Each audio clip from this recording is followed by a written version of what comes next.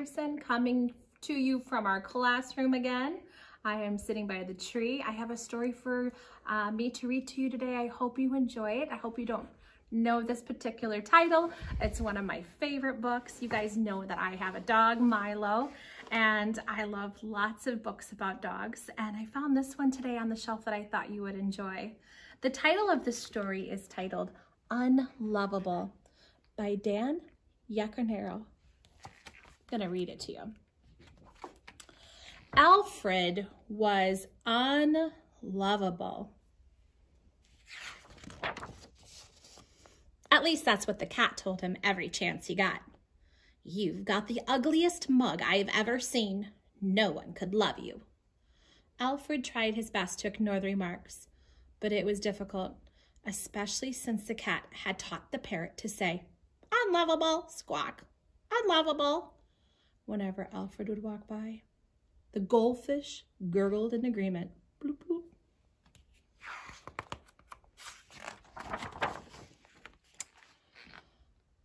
But what was it that made him unlovable?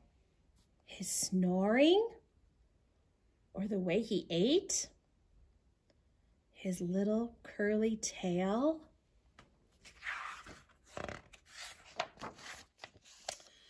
None of the neighborhood dogs would have a thing to do with him. His mouth is too small to hold a ball, a big Sherman shepherd sneered. His legs are way too short for running, snickered the greyhound. And a pampered poodle chuckled, oh, did you see that face? Aw.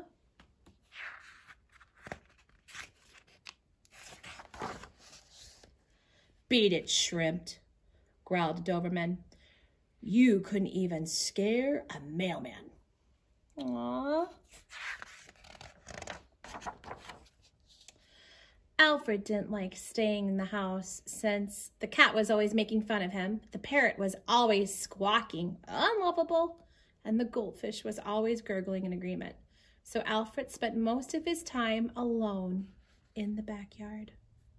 There he is.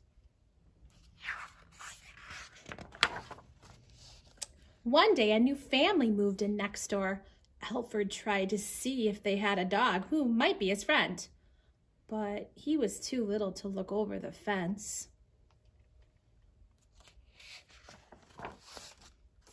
As he was sniffing around, he heard something on the other side. Hello? Alfred called. Hi, came the answer. I'm Rex. I just moved in. My name is Alfred. And without thinking, he blurted out, I'm a golden retriever. Glad to meet you, Rex replied. Alfred and Rex talked for hours.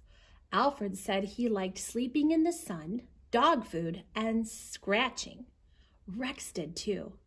Rex said he didn't like baths and going to the vet. Alfred did too. It began to get dark. Soon it was time for dinner, and they both went inside. That night, Alfred thought about how much he liked Rex and how much they had in common. Then he thought about the fib he had told. Alfred was sure they'd be friends as long as Rex never saw how unlovable he was. The next day when Alfred and Rex were chatting, a squirrel jumped into the fence between them. They both barked at it. The squirrel took one look at Alfred and climbed up a tree. Rex said, you sure showed that squirrel who's boss, Alfred. But Alfred was thinking, if Rex ever sees me, he'll run away too. I'm going to dig a hole under the fence, Rex said one day. Then I can squeeze through to your side and we can meet. Look at the expression of his face. Does he look excited to see his new friend? Alfred heard Rex digging. When he heard Rex wiggle under the fence, he quickly ran and hid behind a bush. Then heard Rex called, Alfred, where are you? Boys and girls, why is Alfred hiding? Why doesn't he want to meet his new friend? Suddenly, Rex poked his head into the bush where Alfred was hiding. Huh?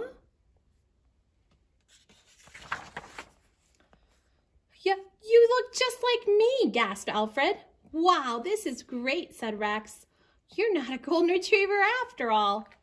Alfred had to laugh. Who cared what others said? Rex was his friend, and Rex liked him just the way he was.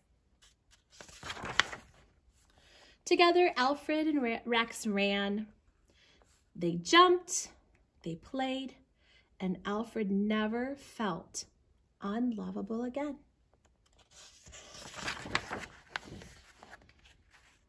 Uh-oh.